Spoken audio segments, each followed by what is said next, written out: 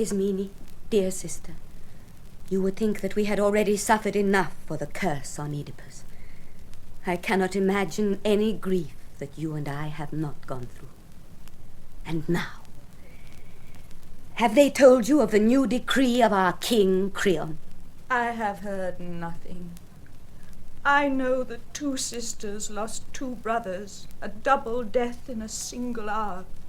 And I know that the Argive army fled in the night. But beyond this, nothing. I thought so. And that is why I wanted you to come out here with me. There is something we must do. Why do you speak so strangely? Listen, Ismene. Creon buried our brother Eteocles with military honors, gave him a soldier's funeral, and it was right that he should.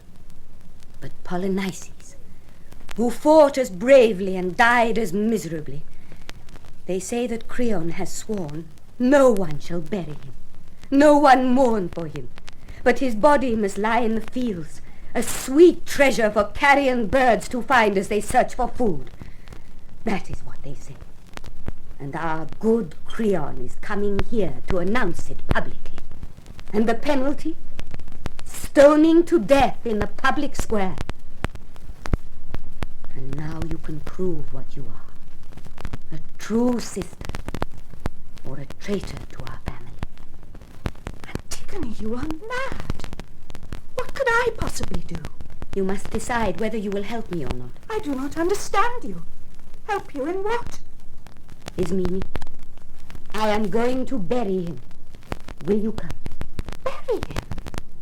You have just said the new law forbids it. He is my brother, and he is your brother too. But think of the danger. Think what Creon will do. Creon is not strong enough to stand in my way. Oh, sister. Oedipus, our father, died, everyone hating him for what his own search brought to light, his eyes ripped out by his own hand. And Jocasta died, his mother and wife at once. She twisted the cords that strangled her life. And our 2 brothers died, each killed by the other's sword. And we are left. Oh, Antigone. Think how much more terrible than these our own death would be if we should go against Creon and do what he has forbidden. We are only women. We cannot fight with men, Antigone. The law is strong. We must give in to the law in this thing and in worse. I beg the dead to forgive me, but I am helpless. I must yield to those in authority. If that is what you think, I should not want you, even if you ask to come. You have made your choice. You can be what you want to be. But I will bury him. And if I must die, I say that this crime is holy. I shall lie down with him in death, and I shall be as dear to him as he to me. It is the dead, not the living, who make the longest demands. We die forever. You may do as you like, since apparently the laws of the gods mean nothing to you. They mean a great deal to me. But I have no strength to break laws that were made for the public good. That must be your excuse. As for me, I will bury the brother I love. Antigone, I'm afraid for you. You need not be. You have yourself to consider, after all. But no one must hear of this. You must tell no one. I will keep it a secret, I promise. Oh, tell it. Tell everyone. Think how they'll hate you if they learn that you knew about it all the time. So fiery, you should be cold with fear. Perhaps. But I am only doing what I must. Can you do it? I say that you cannot. Very well. When my strength gives out, I shall do no more. Impossible things should not be tried at all. Go away, Ismene. I shall be hating you soon, and the dead will too, for your words are hateful. Leave me my foolish plan. I am not afraid of the danger. If it means death, it will not be the worst of deaths. Death without honor. Go then. if you must. You are unwise, but a loyal friend indeed to those who love you.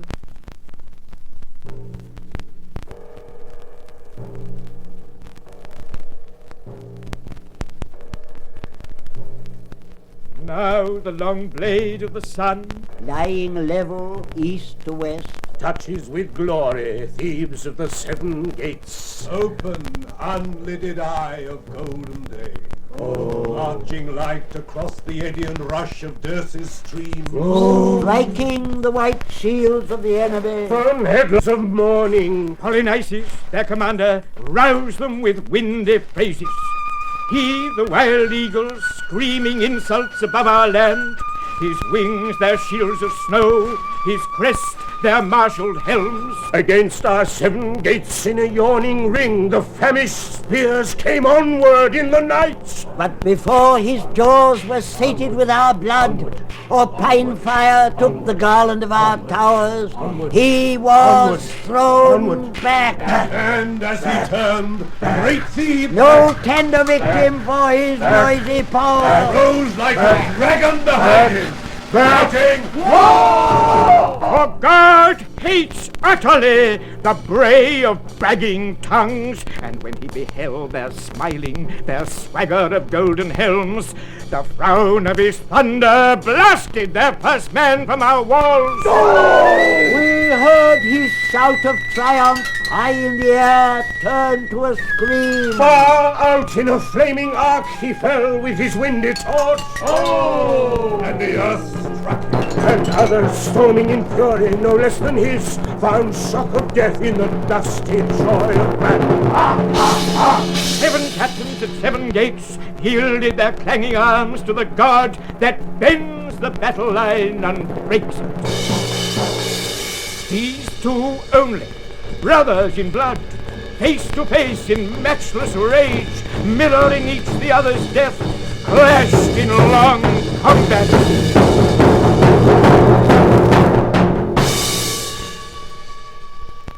Now in the beautiful morning of victory, let Thebes of the many chariots sing for joy. With hearts for dancing we'll take leave of war, Our temples shall be sweet with hymns of praise. And the long nights shall echo with our chorus. But now, at last, our new king is coming. Creon of Thebes, Menoikeus' son. In this auspicious dawn of his reign, what are the new complexities that shifting fate has woven for him? What is his counsel? Why has he summoned the old men to hear him? Gentlemen, I have the honor to inform you that our ship of state, which recent storms have threatened to destroy, has come safely to harbor at last, guided by the merciful wisdom of heaven. I have summoned you here this morning because I know that I can depend upon you.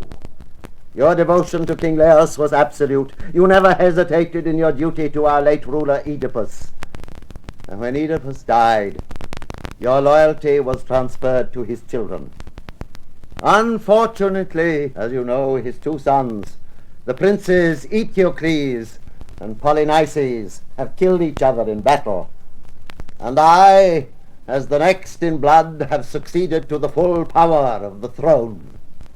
I am aware, of course, that no ruler can expect complete loyalty from his subjects until he has been tested in office.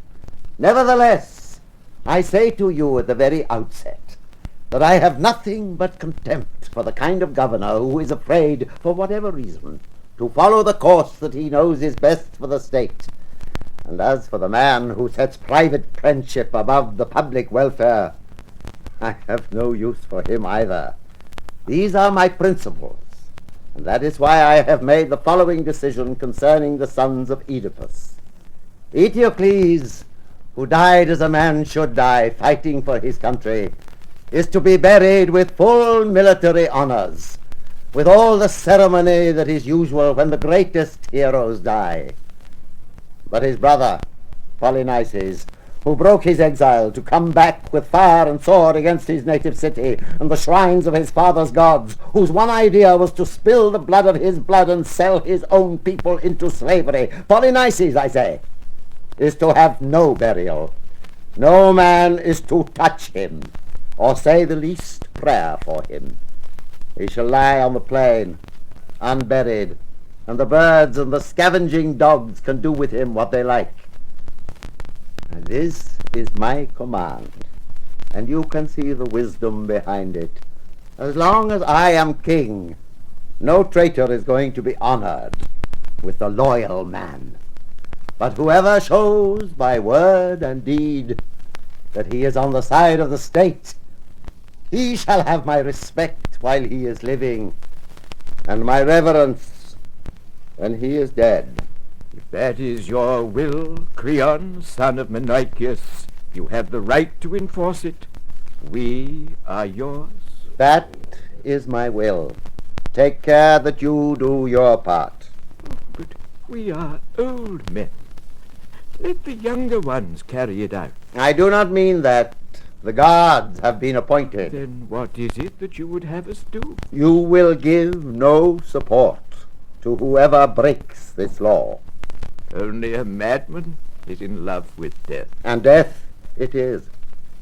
Yet money talks, and the wisest have sometimes been known to count a few coins too many.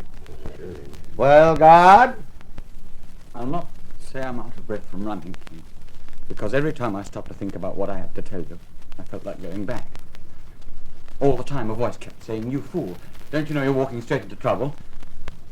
And then another voice said, "Yes, but if you let someone else get the news to Creon first, it'll be even worse than that for you." But good sense won out. At least I hope it was good sense. And here I am with a story that makes no sense at all. But I'll tell it anyhow, because, as they say, what's going to happen is going to happen, and... Come to the point. What have you to say? I didn't do it. I didn't see who did it. You mustn't punish me for what someone else has done. A comprehensive defense, more effective perhaps if I knew its purpose. Come. What is it? A dreadful thing. I don't know how to put it. Out with it! Well then, the dead man, Polynices, out there, someone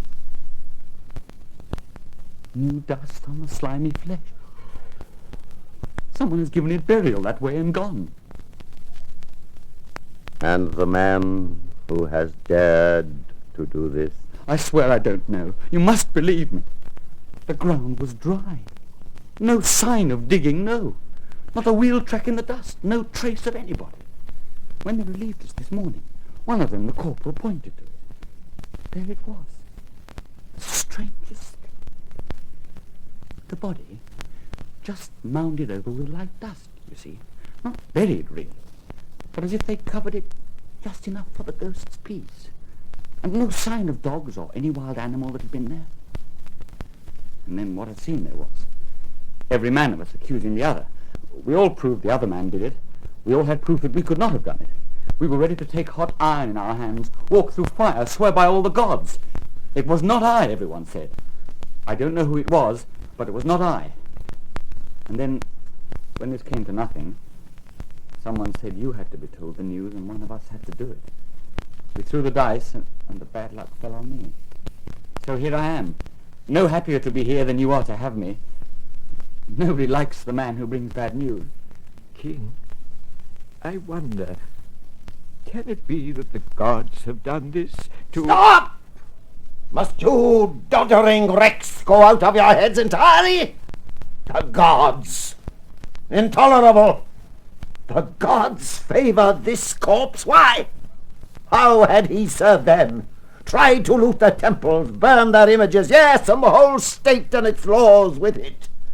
Is it your senile opinion that the gods love to honor bad men? A pious thought. No, from the very beginning there have been those who have whispered together, stiff-necked anarchists, putting their heads together, scheming against me in alleys. These are the men, and they have bribed my own God to do this thing. Money. There is nothing in the world so demoralizing as money. Down go your cities, homes gone, men gone, honest hearts corrupted, crookedness of all kinds, and all for money! But you, My king, I swear by God and by the throne of God, the man who has done this thing shall pay for it. Find that man, bring him here to me, or your death will be the least of your problems. I'll string you up alive, and there will be certain ways to make you discover your employer before you die. And the process may teach you a lesson you seem to have missed. The dearest profit is sometimes all too dear. Do you understand me? A fortune won is often misfortune. King, may I speak? Your very voice distresses me. Are you sure that it is my voice and not your conscience? By God, I'm sure it's no concern of yours. It's not what I say, but what has been done that hurts you. You talk too much. But I've done nothing. Sold your soul for some silver. That's all you've done. How dreadful it is when the right judge judges wrong. Your figures of speech may entertain you now, but unless you bring me the man, you will get little profit from them in the end. Bring me the man. I'd like nothing better than bringing in the man. But bring him or not, you've seen the last of me here.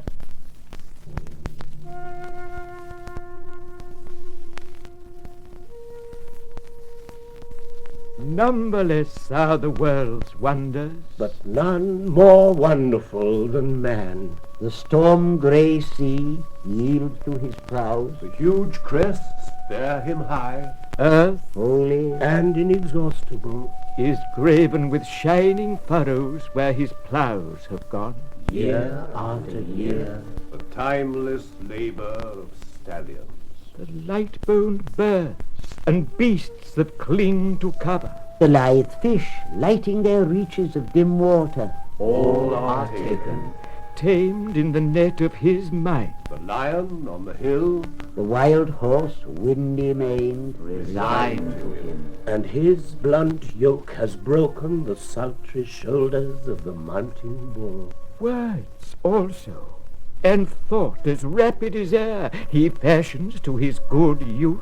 Statecraft is his. And his the skill that deflects the arrows of snow. the spears of winter rain. From every wind he has made himself secure.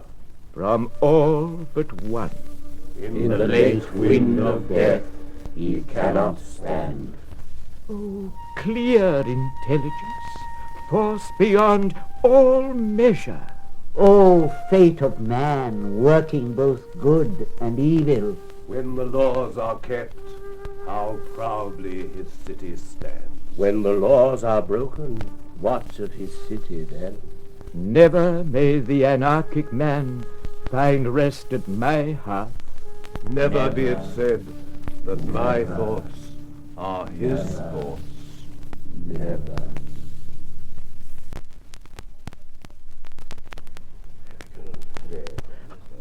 But what does this mean?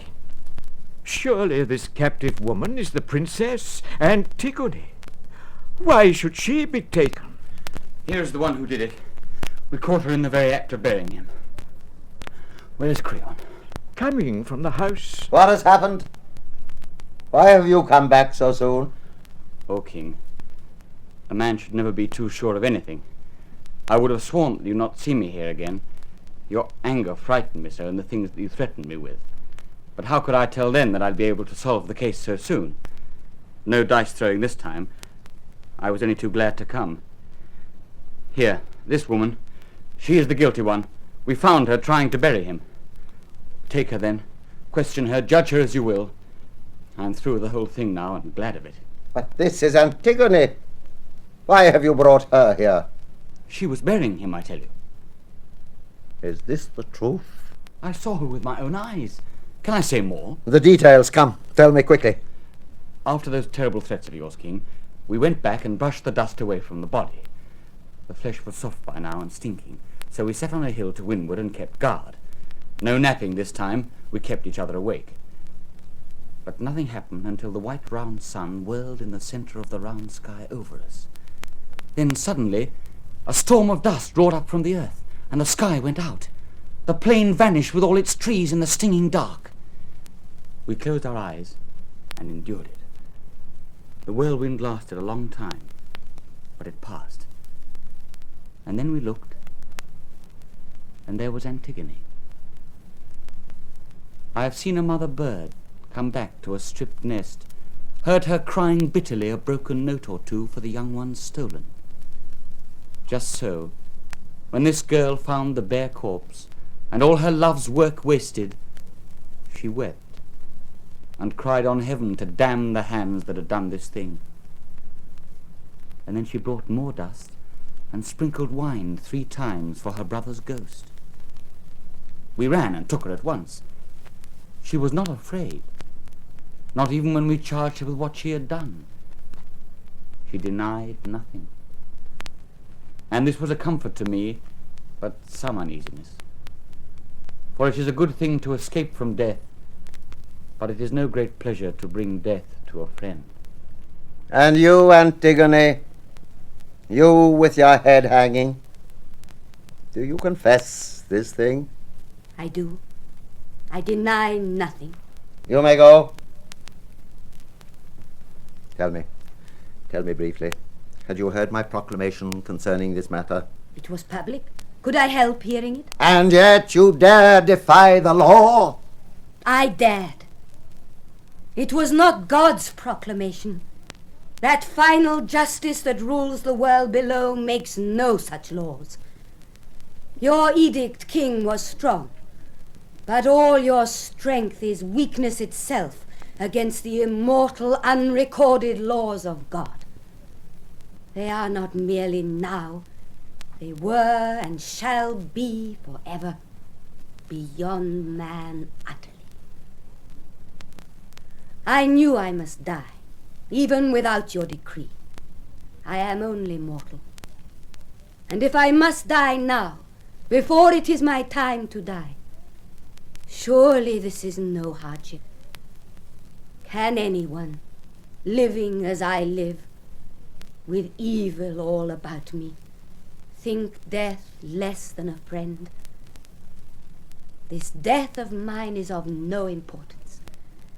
But if I had left my brother lying in death unburied, then I should have suffered. Now I do not. You smile at me.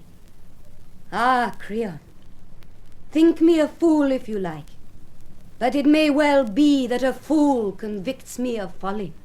Like father, like daughter, both headstrong, deaf to reason, she has never learned to yield. She has much to learn. The inflexible heart breaks first, the toughest iron cracks first, and the wildest horses bend their necks at the pull of the smallest curb. Pride in a slave? This girl is guilty of a double insolence, breaking the given laws and boasting of it. Who is the man here, she or I, if this crime goes unpunished? Sister's child, or more than sister's child, or closer yet in blood. She and her sister win bitter death for this. Go, some of you. Arrest Ismene. I accuse her equally. Bring her. You will find her sniffling in the house there. Her mind's a traitor. Crimes kept in the dark cry for light, and the guardian brain shudders. But how much worse than this is brazen boasting of barefaced anarchy! Creon, what more do you want than my death? Nothing that gives me everything. Then I beg you, kill me. This talking is a great weariness to me. Your words are distasteful, and I am sure that mine seem so to you. And yet they should not seem so. I should have praise and honor for what I have done. All these men here would praise me, were their lips not frozen shut with fear of you.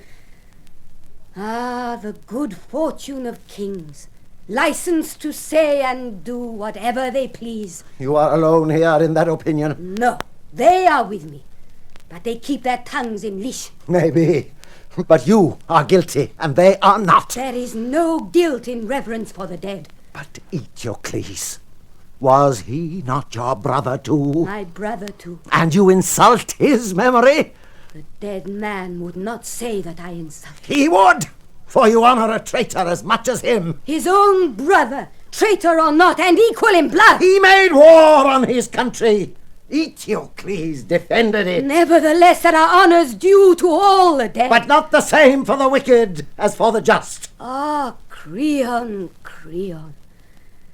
Which of us can say what the gods hold wicked? An enemy is an enemy, even dead. It is my nature to join in love, not hate. Go join them then. If you must have your love, find it in hell. See, Ismene comes. Those tears are sisterly. The cloud that shadows her eyes rains down gentle sorrow. You too, Ismene. Snake in my ordered house, sucking my blood stealthily. And all the time I never knew that these two sisters were aiming at my throne. Ismene, do you confess your share in this crime or deny it? Answer me! Yes, she will let me say so. I am guilty. No, Ismene. You have no right to say so. You would not help me, and I will not have you help me. Oh, but now I know what you meant, and I'm here to join you, to take my share of punishment. The dead man and the gods who rule the dead know whose act this was. Words are not friends. You refuse me, Antigone. I want to die with you. I too have a duty that I must discharge to the dead. You shall not lessen my death by sharing it. What do I care for life when you are dead? Ask Creon. You value his every word. You are laughing at me. Why, Antigone? It is a joyless laughter, Ismene. Oh, but can I do nothing? Yes, save yourself. I shall not envy you. But we are equally guilty. No more, Ismene. You are alive, but I belong to death. Gentlemen, I beg you to observe these girls. One has just now lost her mind. The other, it seems, has never had a mind at all. Grief teaches the steadiest minds to waver, King. You certainly did when you assumed guilt with the guilty. But how could I go on living without her? You do! She is already dead. But your own son's bride. There are places enough for him to push his plough. I want no wicked women for my sons. Oh, dearest Haman, how your father wrongs you. You really intend to steal this girl from your son? No, death will do that for me. Then she must die. Yes! Enough of this talk. You there, take them away and guard them well, for they are but women. And even brave men run when they see death coming.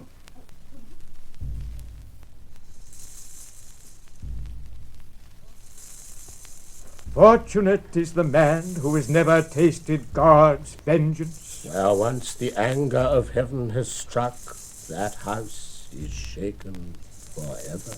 Damnation rises behind each child, like a wave cresting out of the black northeast, when the long darkness under sea roars up and bursts, drumming death upon the wind-whipped sand.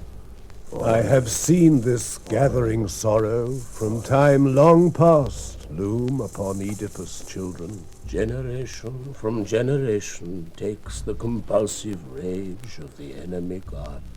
So lately this last flower of Oedipus' line drank the sunlight. But now a passionate word and a handful of dust have closed up all its beauty.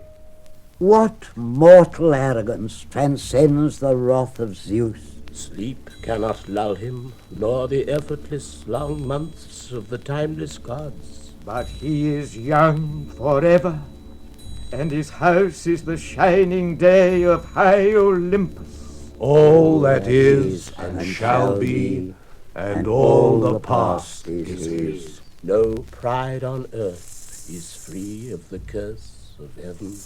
The straying dreams of men may bring them ghosts of joy. But as they drowse, the waking embers burn them.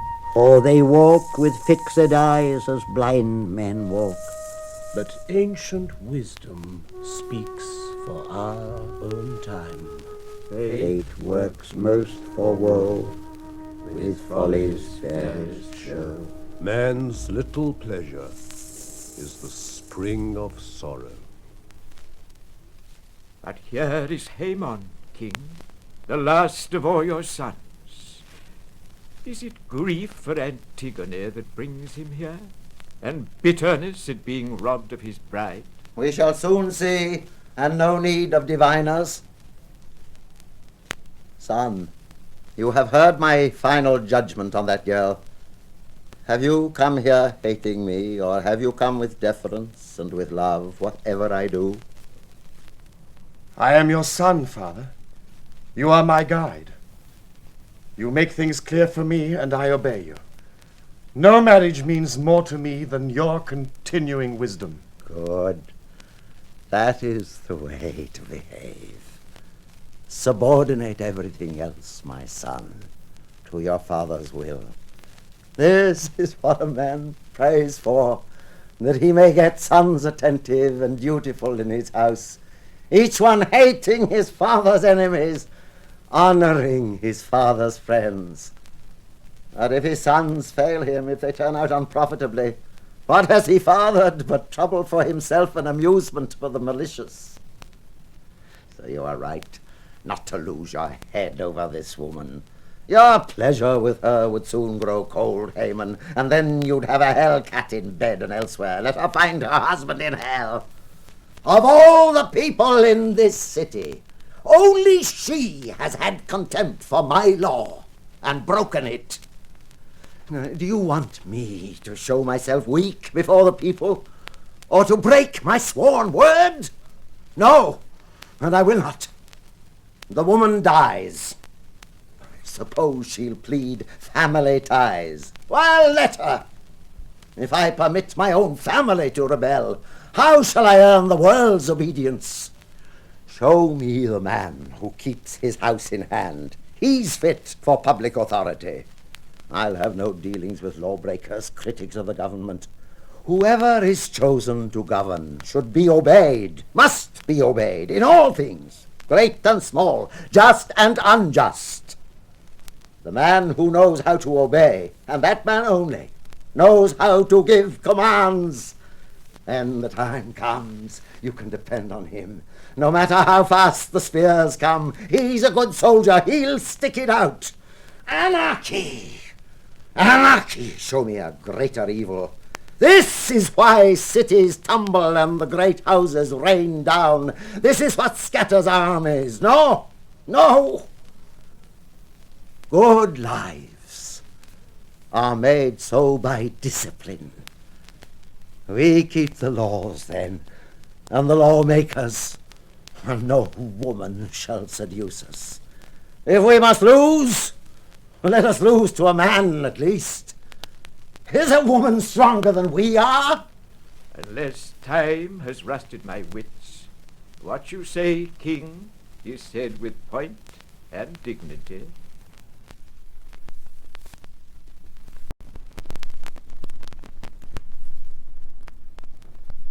Father, reason is God's crowning gift to man, and you are right to warn me against losing mine.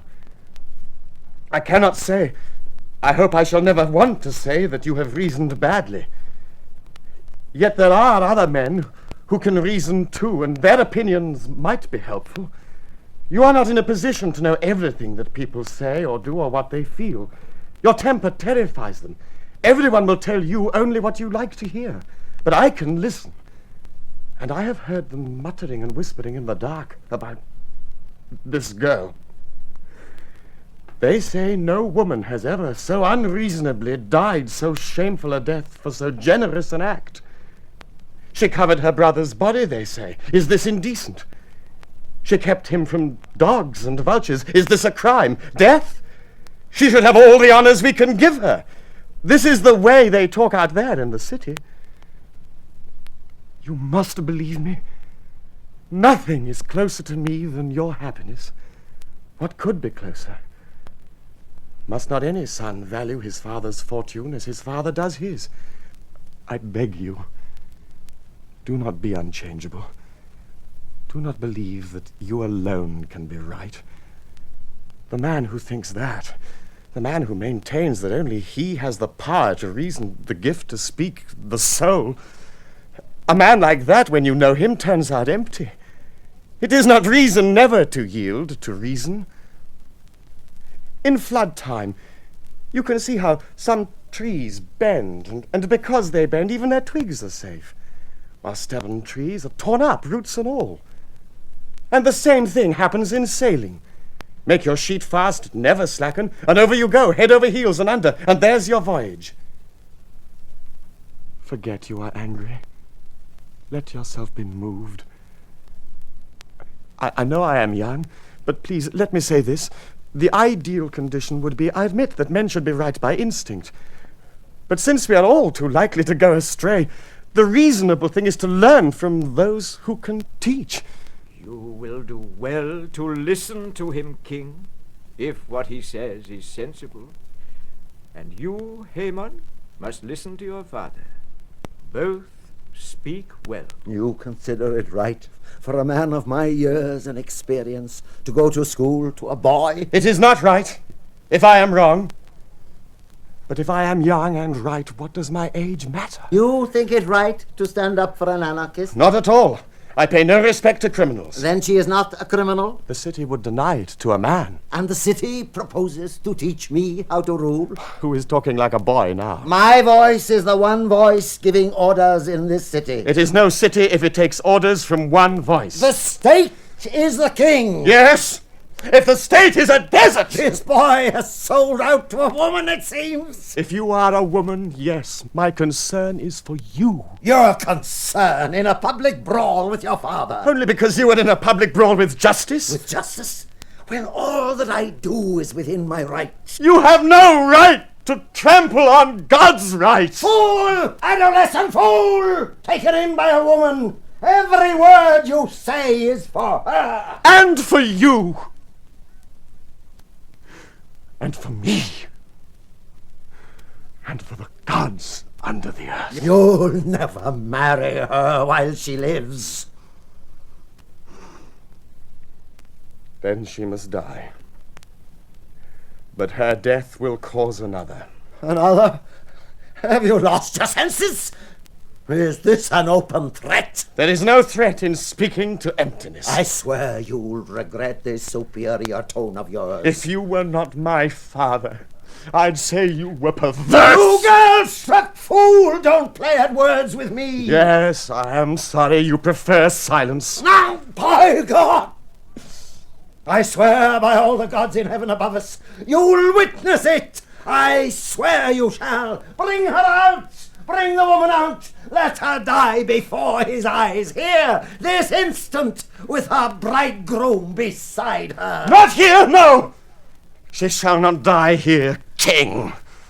And you will never see my face again. Haman! Go on, rave, as long as you have a friend to endure you! God. Creon, a young man in a rage is dangerous. Let him do, or dream to do more than a man can. He shall not save those girls from death. Those girls? Have you sentenced them both? No, you are right. I will not kill the one whose hands are clean. But Antigone? I will carry her far away out there in the wilderness and lock her living in a vault of stone. She shall have food, as the custom is to absolve the state of her death. And there let her pray to her gods of hell. They are her only gods.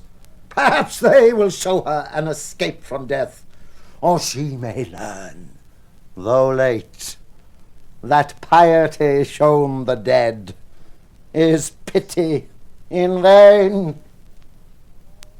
Love. Love. Unconquerable waster of rich men. Love. keeper of warm lights and all-night vigil in the soft face of a girl. Love. Sea wanderer. Forest visitor. Even the pure immortals cannot escape you. And mortal man in his one day's dusk trembles before your glory. Love. Surely you swerve upon ruin, the just man's consenting heart, as here you have made bright anger strike between father and son. And none has conquered but love. Love. A girl's glance working the will of heaven. Pleasure to her alone who mocks us. Merciless Aphrodite. But I can no longer stand in awe of this, nor, seeing what I see, keep back my tears. Here is Antigone, passing to that chamber where all find sleep at last. Look upon me, friends, and pity me, turning back at the night's edge to say goodbye to the sun that shines for me no longer. Now sleepy death summons me down to Acheron, that cold shore. There is no bride song there, nor any music. Yet not unpraised. Not without a kind of honor you walk at last into the underworld. Untouched by sickness, broken by no sword. What woman has ever found your way to death? How often I have heard the story of Niobe, Tantalus' wretched daughter. How the stone clung fast about her, ivy close. And they say the rain falls endlessly, and sifting soft snow, her tears are never done. I feel the loneliness of her death in mine. But she was born of heaven, and you are woman, woman born. If her death is yours, a mortal woman's, is this not for you glory in our world and in the world beyond?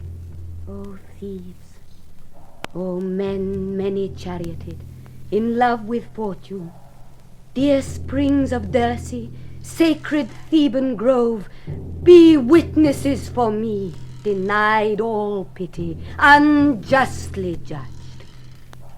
And think a word of love for her whose path turns under dark earth, where there are no more tears.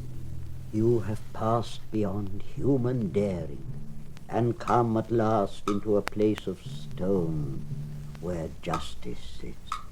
I cannot tell what shape of your father's guilt appears in this. You have touched it at last. That bridal bed unspeakable, horror of son and mother mingling, their crying infection of all our family. O Oedipus, father and brother, your marriage strikes from the grave to murder mine. I have been a stranger here in my own land. All my life, the blasphemy of my birth has followed me. Reverence is a virtue, but strength lives in established law. That must prevail. You have made your choice. Your death is the doing of your conscious hand. Then let me go, since all your words are bitter, and the very light of the sun is cold to me. Lead me to my vigil, where I must have neither love nor lamentation, no song, but silence. If dirges and planned lamentations could put off death, men would be singing forever. Take her, go, you know your orders. Take her to the vault, and leave her alone there. And if she lives or dies, that's her affair, not ours. Our hands are clean. O tomb, vaulted bride bed in eternal rock, soon I shall be with my own again, where Persephone welcomes the thin ghosts underground, and I shall see my father again, and you, mother, and dearest Polynices, dearest indeed to me, since it was my hand that washed him clean and poured the ritual wine, and my reward is death before my time. And yet, as men's hearts know, I have done no wrong. I have not sinned before God, or if I have, I shall know the truth in death. But if the guilt lies upon Creon who judged me, then I pray, may his punishment equal my own. Oh, passionate heart, unyielding, tormented still by the same winds. Her gods shall have cause to regret their delaying. Ah, that voice is like the voice of death. And the doom it has pronounced shall be fulfilled. Thebes, and you, my father's gods, and rulers of Thebes, you see me now, the last unhappy daughter of a line of kings, your kings, led away to death. You will remember what things I suffer, and at what men's hands, because I would not transgress the laws of heaven. Come, let us wait no longer.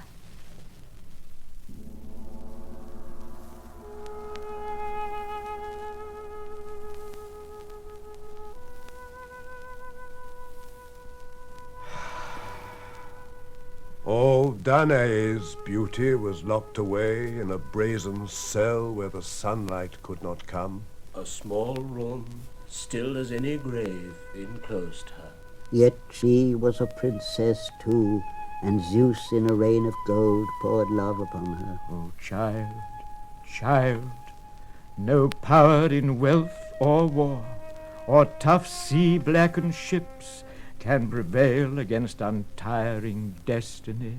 And Dryas' son also, that furious king, bore the gods' prisoning anger for his pride. Sealed up by Dionysus in death's stone, his madness died among echoes. So at the last he learned what dreadful power his tongue had mocked. For he had profaned the revels, and fired the wrath of the 9 implacable sisters that love the sound of the flute. And old men tell a half-remembered tale of horror done where a dark ledge splits the sea, and a double surf beats on the grey shores. Our king's new woman, sick with hatred for the queen he had imprisoned, ripped out his 2 sons' eyes with her bloody hands, while grinning Ares watched the shuttle plunge 4 times. 4 blind wounds crying for revenge, Crying, tears and blood mingled. Piteously born, those sons whose mother was of heavenly birth, Her father was the god of the north wind. and she was cradled by gales. she raced with young coats on the glittering hills. And walked untrammeled in the open light. But in her marriage, deathless fate found means to build a tomb like yours for all her joy.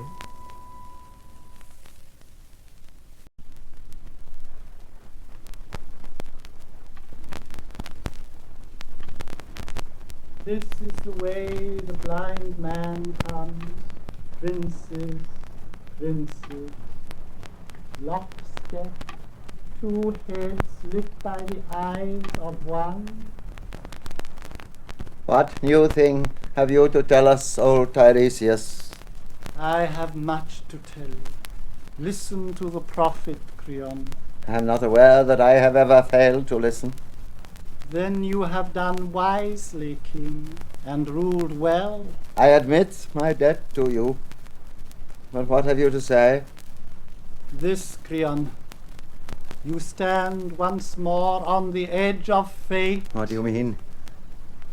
Listen, Creon. I was sitting in my chair of augury at the place where the birds gather about me. They were all a chatter, as is their habit, when suddenly I heard a strange note in their jangling, a scream, a whirring fury. I knew that they were fighting, tearing each other, dying in a whirlwind of wings clashing. And I was afraid.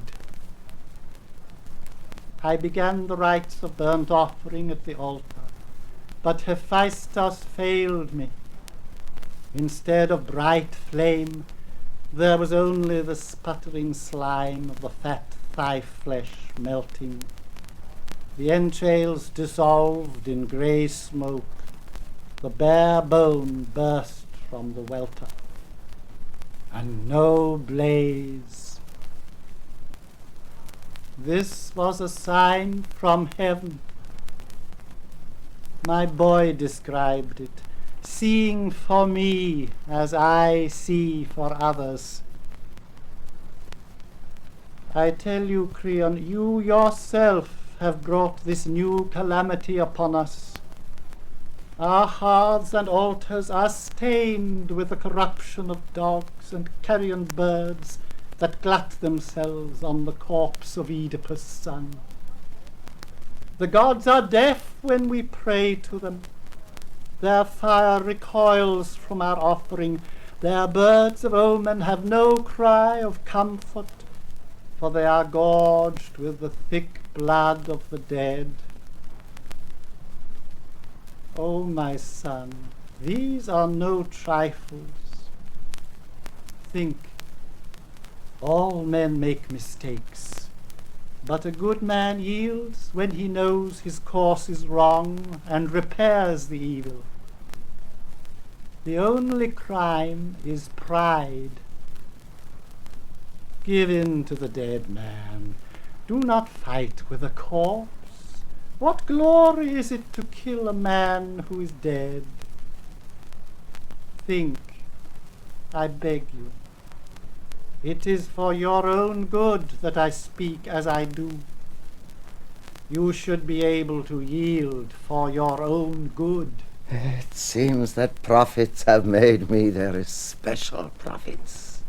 All my life long I have been a kind of butt for the dull arrows of doddering fortune-tellers. No, Tiresias, if the great eagles of God himself should carry him stinking bit by bit to heaven, I would not yield. I am not afraid of pollution. No man can defile the gods. Do what you will. Make money, speculate in India gold or the silver gold from Sardis. Get rich, but not by my consent to bury him. Tiresias, it is a sorry thing when a wise man sells his wisdom, lets out his words for hire. Ah, Creon, is there no man left in the world? To do what? Come, let's have the aphorism. No man who knows that wisdom outweighs any wealth. As surely as bribes are baser than any baseness. You are unwise, Creon. You are deathly unwise. As you say, it is not my place to challenge a prophet. You do. You say my prophecy is for sale. The generation of prophets has always loved gold. The generation of kings has always loved brass. You forget yourself. You are speaking to your king. I know it. You are a king because of me. You have a certain skill, but you serve your own ends. King, you will drive me to words that... Say them, say them! Only remember, I will not pay you for them. No, you will find them too costly. No doubt. Speak, whatever you say. You will not change my will. Then take this and take it to heart. The time is not far off when you shall pay back corpse for corpse, flesh of your own flesh. You have thrust the child of this world into living night. You have kept from the gods below the child that is theirs, the one in a grave before her death, the other dead, denied the grave. This is your crime, and the Furies and the dark gods of hell are swift with terrible punishment for you.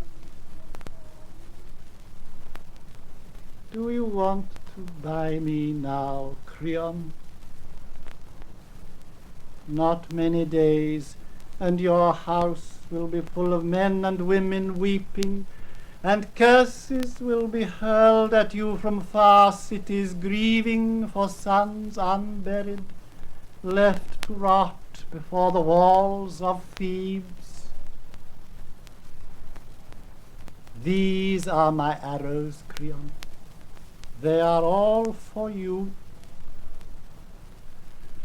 Come, child, lead me home. Let him waste his fine anger upon younger men. Maybe he will learn at last to control a wiser tongue in a better head. The old man has gone, King, but his words remain to plague us. I am old too, and I cannot remember that he was ever false. That is true. It troubles me. Oh, it is hard to give in. But it is worse to risk everything for stubborn pride. Creon, take my advice. What shall I do? Go quickly. Free Antigone from her vault and build a tomb for the body of Polynices. You would have me do this? Creon, yes. And it must be done at once. God moves swiftly to cancel the folly of stubborn men. It is hard to deny the heart, but I will do it. I will not fight with destiny. You must go yourself. You cannot leave it to others. I will go. Bring axes, servants. Come with me to the tomb. I buried her. I will set her free. Oh, quickly! My mind misgives. The laws of the gods are mighty, and a man must serve them to the last day of his life.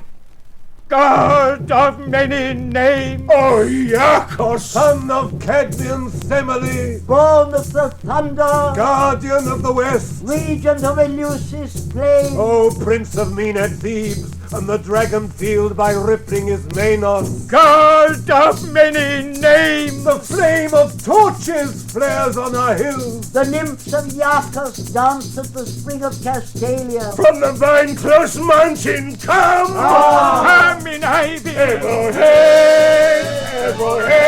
Sings through the streets of Thebes. God of many names! Iacchos of trees, Heavenly child of Semele! pride of the The thunderer, shadow of plague is upon us. come with clement feet, Oh, come from Parnassus down the long slopes. across the lamenting water. Io fire! Chorister of the throbbing stars! O purest among the voices of the night! Thou Son of God, blaze for us! Come with choric rapture of circling Maenads! Cry, Io, Iacche! God of many names! Men of the line of Cadmos, you who live near Amphion citadel, I cannot say of any condition of human life, this is fixed, this is clearly good or bad. Fate raises up and fate casts down the happy and unhappy alike. No man can foretell his fate. Creon was happy once, as I count happiness, victorious in battle, sole governor of the land, fortunate father of children nobly born. And now it is all gone from him. Who can say that a man is still alive when his life's joy fails? He is a walking dead man. Grant him rich, let him live like a king in his great house. If his pleasure is gone, I would not give so much as the shadow of smoke for all he owns. Your words hint at sorrow.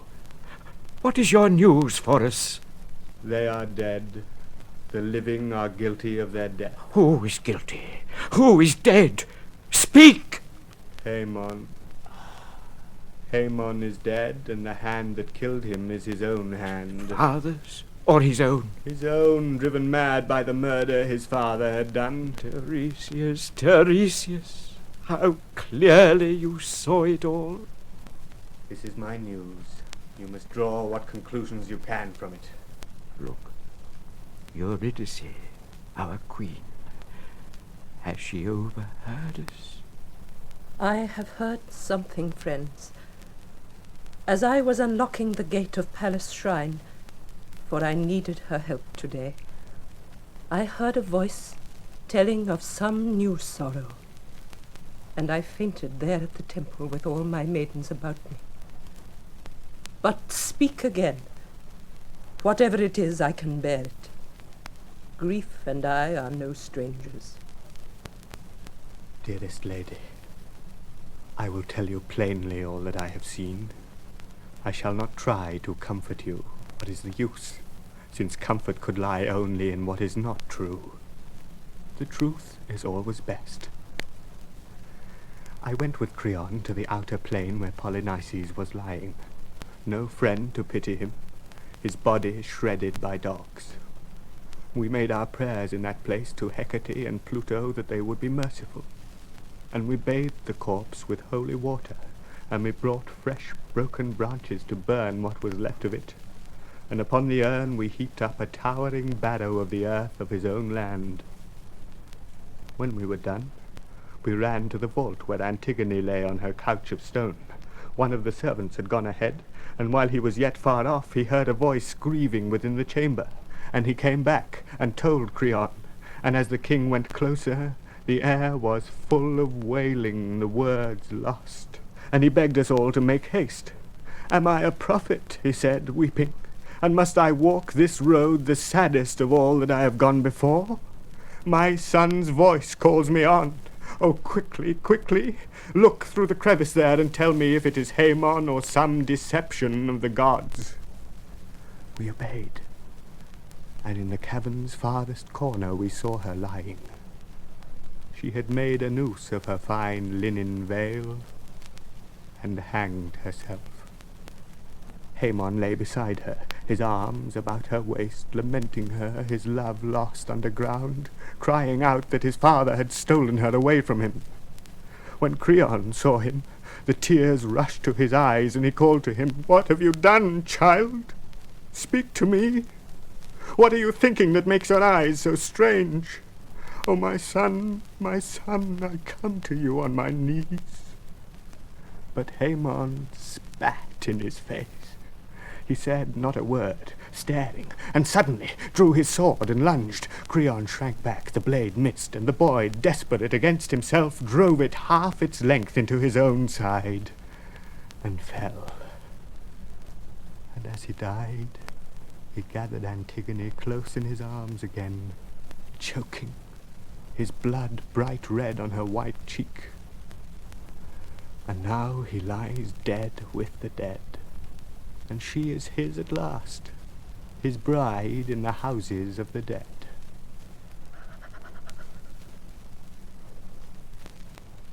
She has left us without a word. What can this mean? It troubles me too. Yet she knows what is best. Her grief is too great for public lamentation. Doubtless she has gone to her chamber to weep for her dead son, leading her maidens in his dirge. Maybe so, but I fear this deep silence. I will see what she is doing. I will go in. But here is the king himself. Oh, look at him, bearing his own damnation in his arms.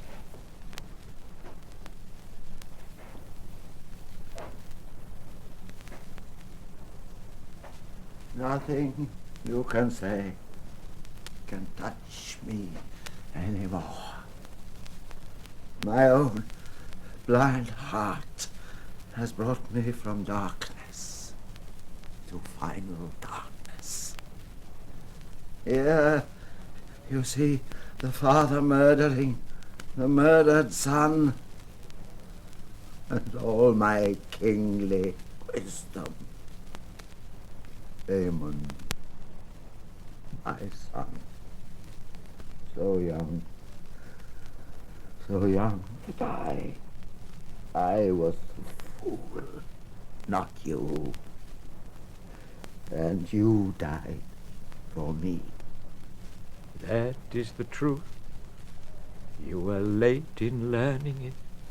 Surely a god has crushed me beneath the hugest weight of heaven and driven me to trample out the thing I held most dear. The burden you carry in your hands is heavy, but it is not all. You will find more in your house. What burden worse than this shall I find there? The queen is dead. Oh, what of death?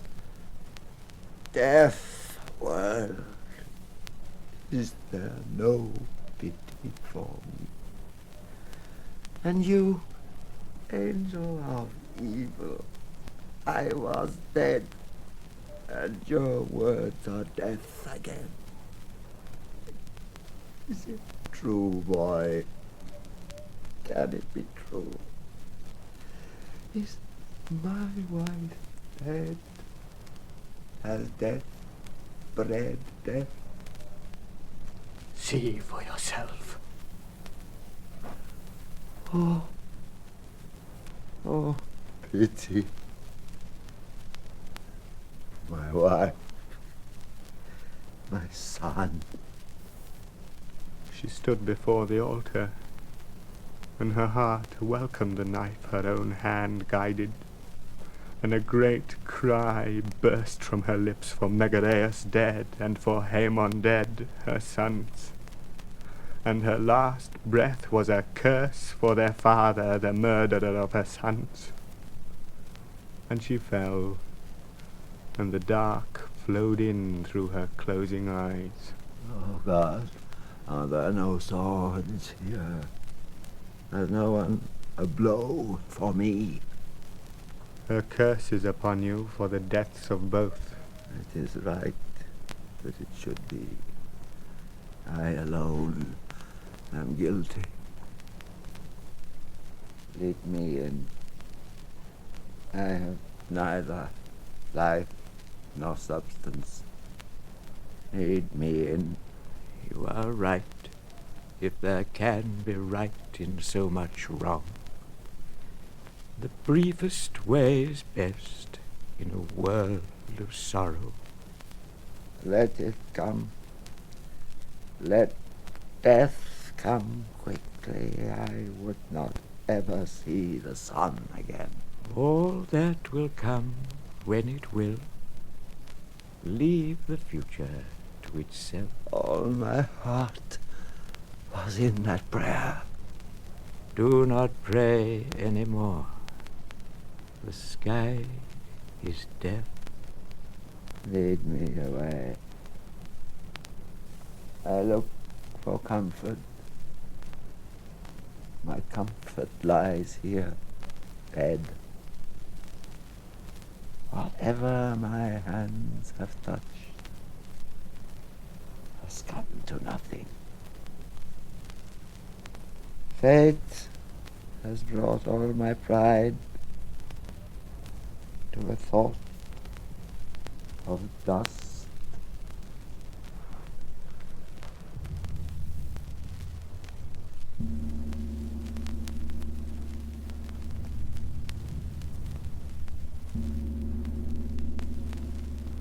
There is no happiness where there is no wisdom. No wisdom, but in submission to the gods. Big words are always punished. And proud men in old age learn to be wise.